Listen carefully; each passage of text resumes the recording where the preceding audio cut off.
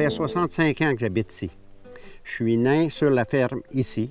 Mon nom est André Marleau. Je suis associé avec mon épouse Gisèle et mon fils Gilbert.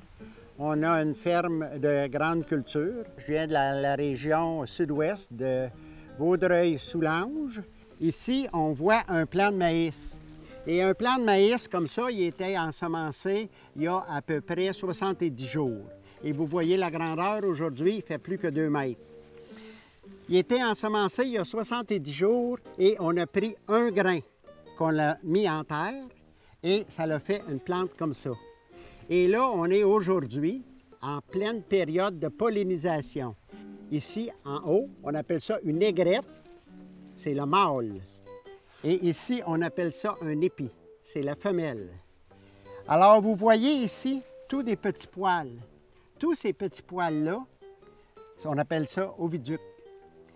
Tous ces petits poils-là sont reliés à chaque grain. S'il y a 500 grains dans l'épi, il y a 500 petits poils. Et une journée comme aujourd'hui qui vente, le pollen descend, tombe sur ça et descend pour fertiliser le grain. Si je mettais un sac ici, qu'il n'y ait pas de pollinisation, alors le grain ne serait pas pollinisé. Alors, on parle qu'en agriculture, on a besoin de la nature. C'est un bel exemple de la nature. Et le grain que j'ai semé au printemps, on va récolter de 4 à 500 grains à l'automne. Ici, vous avez un plant de soya. Et on voit plusieurs petites fleurs. Toutes ces fleurs-là, à un certain moment, il va y avoir une gousse et avec des grains. Alors, un plant de soya, on ensemence un grain et on est capable d'avoir de 20 à 40 gousses qui ont chacune de 3 à 4 grains chacun. Alors, au printemps, lorsqu'on commence à préparer nos sols pour faire nos cultures, on débute avec cet équipement-là. Cet équipement-là, on appelle ça une machine de préparation des sols. Il y en a quelques-unes différentes. Nous, ce qu'on emploie, c'est une machine comme ça. Si vous remarquez le tracteur qui va remorquer cette machine-là, il y a des très, très gros pneus et des pneus jumelés. Il y a une importance à ça. C'est pour conserver nos sols, pour que nos sols soient le plus possible en santé.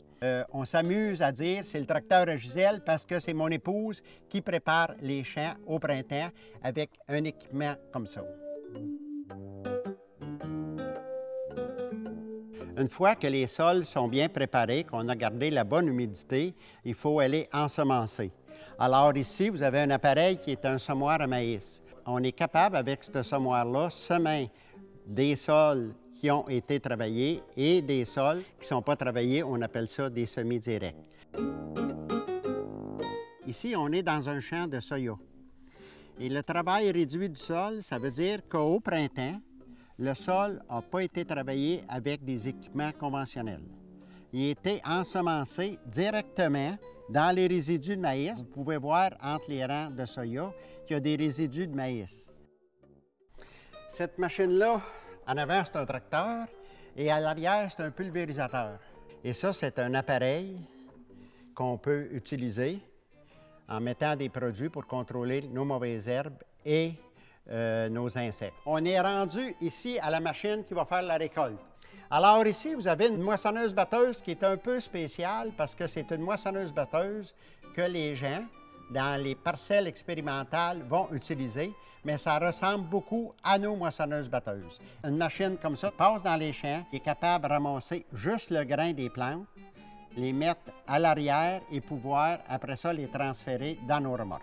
Alors, l'automne, après qu'on a ramassé nos récoltes avec la moissonneuse-batteuse, il faut préparer nos sols pour le printemps suivant. Alors ici, vous avez un équipement qui s'appelle une chisel. C'est un équipement qu'on va passer dans nos champs pour brasser le sol, pour incorporer un petit peu le reste des récoltes ou le résidu des récoltes. Il y a 240 produits différents qu'on peut faire à base de maïs grain. Il y a de l'éthanol, il y a du café, des antibiotiques, du papier, de la cire, des céréales, des pizzas, de l'huile. Bien, le mot globalisation qu'on a connu depuis quelques années fait qu'on doit être capable de produire et vendre des produits à un prix concurrentiel à travers le monde. Alors ça, c'est un défi parce que chez nous, souvent, on n'a pas les mêmes climats. Les employés ou la main-d'œuvre n'ont pas les mêmes salaires. Alors, il faut être de plus en plus efficace et il faut quand même regarder ce qui se passe à l'extérieur.